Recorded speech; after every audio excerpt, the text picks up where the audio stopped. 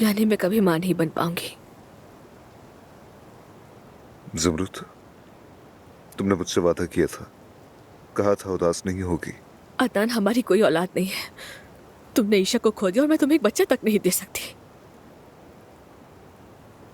मुझे तुम्हारी मोहब्बत के अलावा और कुछ नहीं चाहिए ज़मरुद।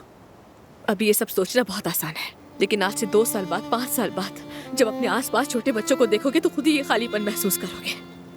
हर बार जब तुम सुहा के बच्चे को देखोगे तो तुम्हें तकलीफ पहुंचेगी। हम खुद को बहलाकर धोखा नहीं दे सकते। ठीक है, चलो फिर हम अलग हो जाते हैं। हाँ, कल ही जाकर तलाक ले लेते हैं, मसला हल हो जाएगा। क्या यही वाहिद हल है ज़मरुद? मेरा दिल हमेशा तुम्हारे लिए धड़कता रहेगा और ये कभी नहीं बदलेगा।